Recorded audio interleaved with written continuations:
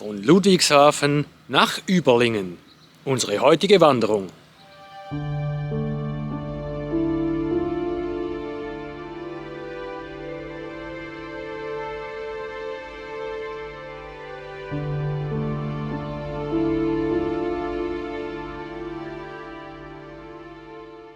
Heute steht uns eine ereignisreiche Wanderung bevor.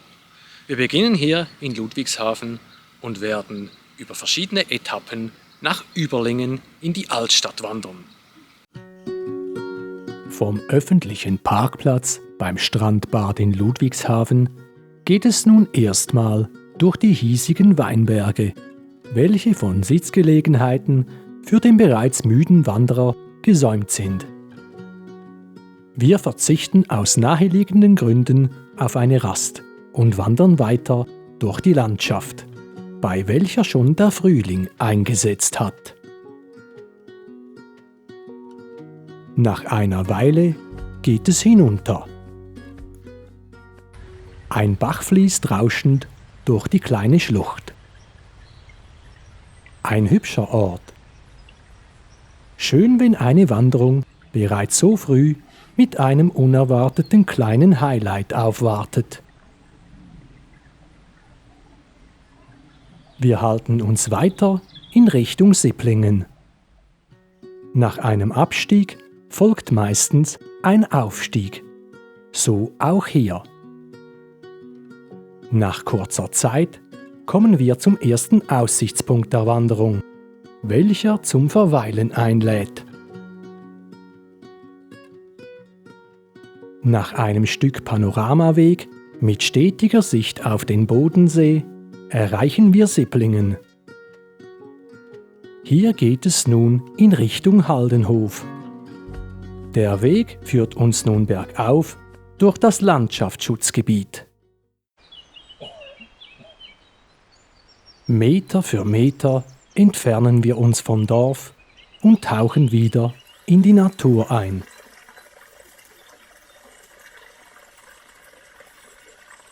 Langsam, aber sicher wird der Weg schmaler. Zwischendurch können wir immer wieder einen Blick auf den See erhaschen.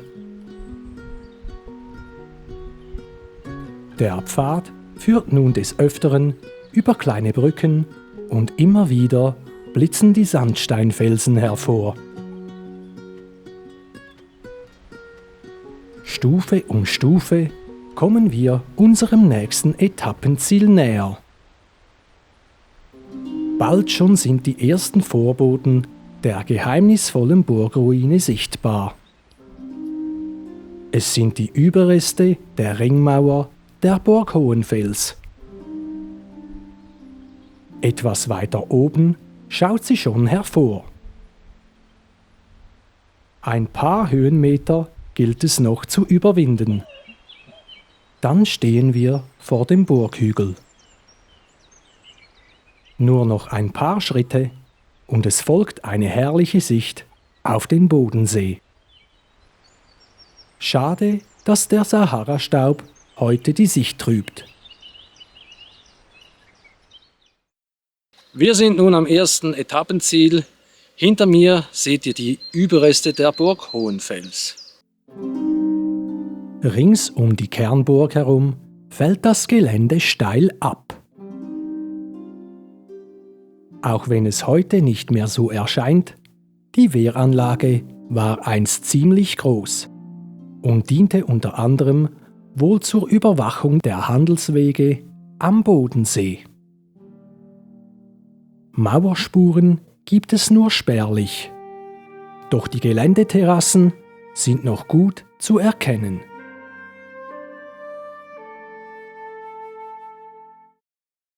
Wer mehr über die Burg und ihre Legenden hören will, für diese haben wir ein eigenes Video erstellt. Weiter geht es auf dem wunderschönen Pfad durch den Wald. Bald erreichen wir den Haldenhof, ein Gasthaus mit toller Aussicht auf den See. Ein idealer Ort für eine Pause. Hier steht auch die sagenumwobene und hunderte Jahre alte Burkhardslinde. Nach unserer Rast mit Aussicht folgen wir dem wunderschönen Weg wieder durch eine längere Waldpassage.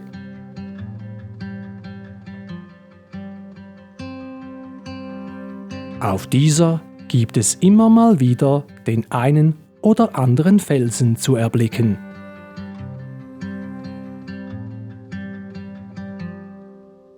Selten sind wir einen Weg gewandert, welcher mehr Sitzgelegenheiten bot als dieser. An der nächsten Gabelung halten wir uns in Richtung Zimmerwiese. Auch dort bietet sich wieder die Gelegenheit, die Aussicht auf den Bodensee zu genießen. Gleich nebenan gibt es einen Grillplatz.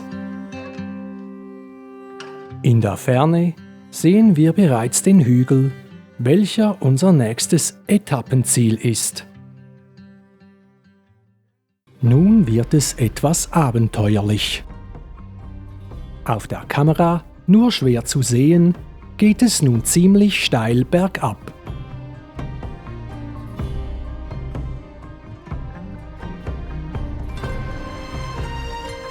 Jetzt nur noch durch ein kleines Tal und wir erreichen den Burghügel.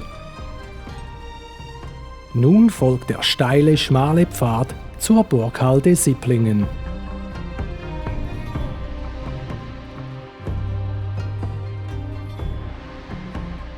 Zwischendurch begrüßen uns ein paar wunderschöne Sandsteinfelsen.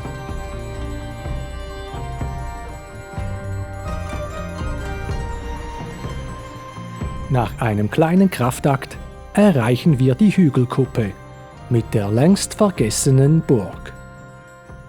Wir sind nun auf der Burghalde Sipplingen, ein steiler Bergkegel. Der Weg hierher ist ziemlich abenteuerlich, die Bäume sind teilweise umgestürzt. Wirklich sehr abenteuerlich, aber es lohnt sich, vor allem wenn man ein bisschen den Forscherdrang hat. Denn hier befinden sich die Ruinen der Burg Hüneberg. Wir haben es hier mit einer mehrteiligen Burganlage zu tun. Auf den ersten Blick scheint außer einem Mauerzug fast nichts mehr vorhanden zu sein. Doch all jene mit Entdeckertrieb werden bei genauerem Hinsehen einiges auf dem relativ schmalen, aber ziemlich langen Grat entdecken können. Allen anderen bleibt der tolle Blick über den See. Nach der Erkundung des Burgareals kann man sich auf der Bank etwas unterhalb ausruhen. Für alle, die mehr über diesen geheimnisvollen Ort wissen wollen, haben wir ein eigenes Video gemacht. So, wir sind noch lange nicht am Ende und deshalb müssen wir jetzt weiterziehen. Nun geht es zu den Sipplinger Kurfürsten. Nach einem kurzen Stück über die asphaltierte Straße geht es glücklicherweise wieder über Feld- und Naturwege. Nach ein paar Minuten sehen wir auch schon die Sandsteinfelsen. Unterhalb des Naturdenkmals befindet sich eine kleine Höhle bzw. ein Unterstand. Dann nehmen wir die 7 Kurfürsten von Sipplingen unter die Lupe. Die pfeilerartigen Sandsteinfelsen sind 5 bis 7 Meter hoch und wurden in der Nacheiszeit durch Wind und Regen erschaffen. Da sie durch ihre Mützen eine optische Ähnlichkeit mit Kurfürsten haben, gab man ihnen diesen Namen. Auch hier sind wieder Sitzbänke für eine Pause vorhanden. Die Asphaltstraße zur Tiefenmühle ist zwar nicht nach unserem Gusto, doch als wir den Weg zur Fidelishöhe einschlagen, wird der Untergrund wieder bequemer für die Füße. Es gibt hier wirklich Wandermöglichkeiten im Überfluss. Dieser Teil der Wanderung ist wirklich eine Freude. Denn wieder befinden wir uns auf einem Pfad wie schon bei der Burg Hohenfels. Ausgesprochen wurzellastig. Endlich erreichen wir die Fidelishöhe. Wir sind jetzt ziemlich nah beim See. Wir wollen via Goldbach nach Überlingen. Der schmale Pfad führt uns durch teils ziemlich dichten Wald langsam hinunter. In der Ferne sehen wir das Kloster Birnau. Durch die Weinreben geht es nun nach Goldbach. Hier treffen wir auf die St. Silvester-Kapelle.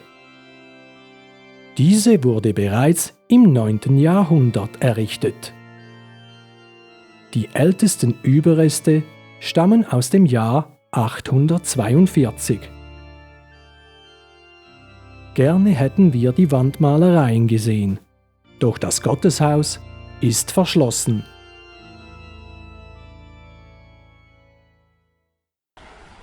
Nun liegt er vor uns, der Bodensee in seiner ganzen Pracht.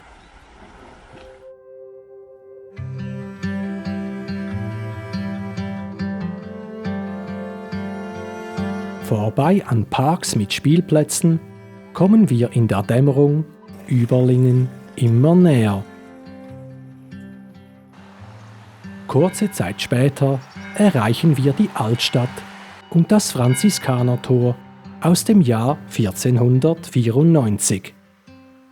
So, wir haben es geschafft. Wir sind jetzt in Überlingen in der Altstadt. Hier gibt es noch einiges zu entdecken, doch das zeigen wir euch beim nächsten Mal.